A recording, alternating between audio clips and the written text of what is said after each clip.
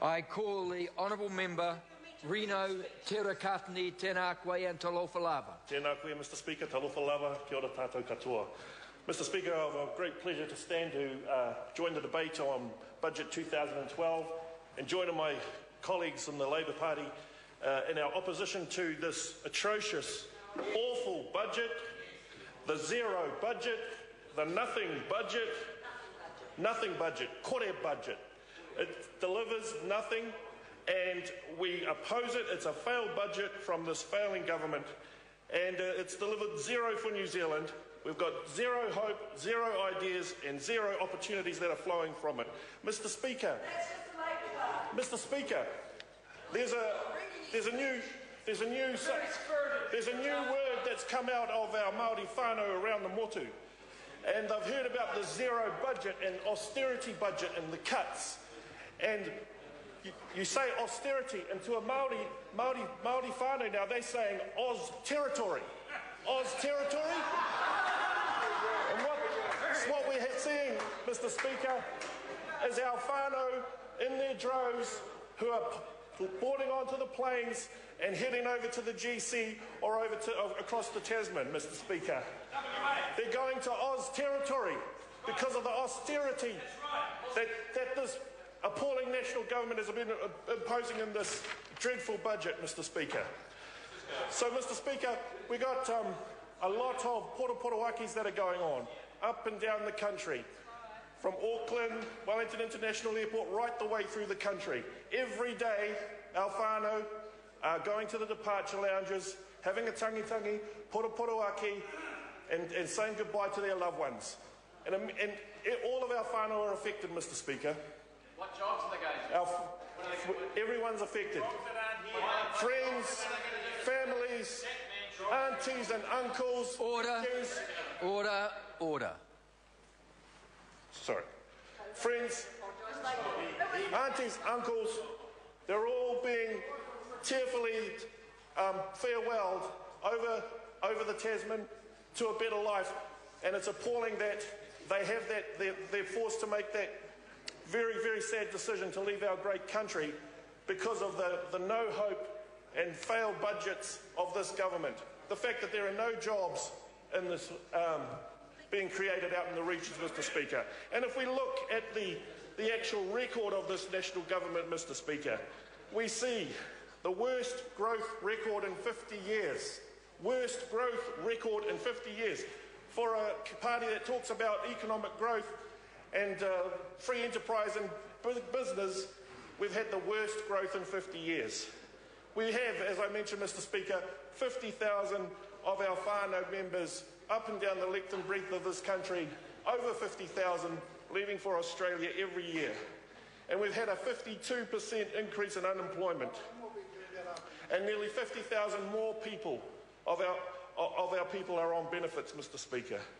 So this government has overhyped the talk, but they've actually failed to deliver. And we do face serious issues as a country, Mr. Speaker. In fact, globally, we acknowledge that. We know that, the EU is on the brink. Greece is in serious trouble. Spain's in trouble. The word bank run is a highly searched after Google term these days. So things are going to be facing some serious things happening up in Europe over the next few weeks, depending on the outcome of elections that may be taking place. We know that things are really tough in terms of what that could have on the banking system and the ripple effect that will have right throughout the whole of the world. We're not immune to that, obviously, and we're well aware of that, Mr. Speaker. But what is this national government doing in response by this budget 2012? What's the big idea that they've come up with? Well, it's squeezing an extra $14 million from our tamariki, from our paper boys and paper girls. That's a big idea that they've got to do, to turn our country around, to protect us, to get us on a sustained growth path so we can actually deal with all the headwinds that are actually we will be facing in terms of what's going on overseas. So they want to squeeze, that's the big idea, squeeze some coins from those paper delivery boys and girls. So we've got the penny pinching which is the great idea that they've come up with. We've got their attacks on our schools now, Mr. Speaker. Now they're attacking our teachers, and they're wanting to cram more kids into the classroom, put more pressure on our schools and cut out the teacher numbers. What else are they going to do? What else are their big ideas? They want to asset test the elderly now. Penny pinch from our elderly, from our kaumātua, from our kuia. And, we can't forget the great plan that they have. We are facing, a very tough global economic crisis situation potentially. And what do they want to do in this environment? They want to sell off 4 of our major SOE assets into such a depressed international market. And they say that mum and dad's investors are wanting to buy them. I know what it's like when those SOEs are up for sale, and I know who's rubbing their hands right now in terms of all of the money that they want to make from those floats of those IPOs on those asset sales, Mr. Speaker. It's the corporate lawyers who'll be charging in the millions for doing all their transactional work and all their advice. It's the corporate advisors. It's the investment banks. It's the people who will be leading the public offerings, who will be making a mighty lot of money in terms of from the public offer. It's not going to be the mums and dads. It's going to be the advertising agencies that will wheel out the probably an ex-All Black captain or some other celebrity to front the TV campaigns that they'll be beaming across our television screens telling us how great these investment opportunities are. When the mums and dads who'll be watching that TV screen, they already own those assets. And they don't have the money in this depressed environment to even get in the queue to get an allocation or to try and secure some shares. So that's their great plan, Mr. Speaker. They want to sell off Air New Zealand, Solid Energy, and our electricity generation companies in the worst of times to try and raise a bit of cash when what they did was totally irresponsible in their first 3-4 years now of implementing measures such as tax cuts which only benefited the rich, which was irresponsible, which sucked out revenue, desperately needed revenue for our country, and put it into the pockets of the most wealthy. And they increased the GST to 15%, which disproportionately impacted on everyone, all of the farmers particularly, that have to struggle to go to the shop, to pay for their shopping, to go and pay for that grocery bill or to pay the bills every week.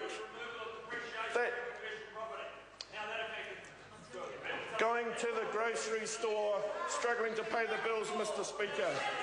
So those are the big ideas, Mr. Speaker.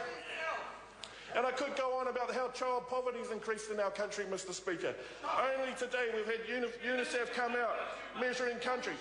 New Zealand is in the bottom half internationally of how we measure child poverty internationally, Mr. Speaker. That's a disgrace. That's a national disgrace. But what is this government doing about it? They want to just sell off assets and pick the pockets of our paper boys and paper girls. I just want to touch briefly, Mr. Speaker, on what's in this budget for Māori. Now, I know that the Māori Party stand up and they talk about we've got a bit of money for this and a bit of money for that. But basically, this is a zero budget, Mr. Speaker. The money's just getting shuffled around. Some will go up, some will go down, but at the end of the day, everything equals out, and there's no extra money that's actually going to be going in to help our people. In fact, based on the total policy initiatives that this national government is persisting with, even though they can see that there's big challenges on the horizon, it's going to actually have no positive benefit for Māori. So this is a non-budget for Māori, and it's going to be interesting when it comes time for us to vote on this particular bill, Mr. Speaker, and then we do the party vote count as it goes around the House. And of course the Māori Party are never here. They're always empty in their seats when it comes down to this business, Mr. Speaker. Point of order, the Honourable Member Louise Upston. Yes, point of order, Mr Chair. Mr Speaker, it's a well-known tradition that you don't talk about members' absence from the House. Speaking to the point of order, Mr Speaker. Speaking to the point of order, the Honourable Trevor Mallard. The member is right as far as the convention, as far as individual members. But, sir, there is no convention that says one cannot refer to the absence of an entire party on a regular basis.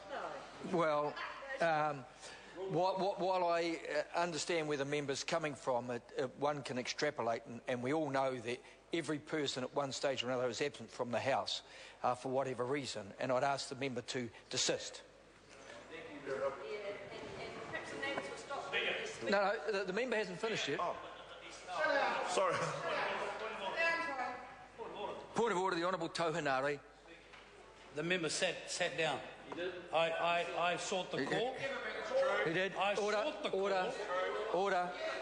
And I have to say the member is perfectly correct, but the member didn't understand. He thought his time had expired. He has about 8 seconds left. So I'm asking the member to complete. So this is a failed budget, Mr Speaker, from a failing government. More of our people are going to go to Oz territory as a result, and we need a change, and Labour can deliver that. Kia ora tātou. I call the Honourable Tauhanare Te Nakwe Malo Soifua.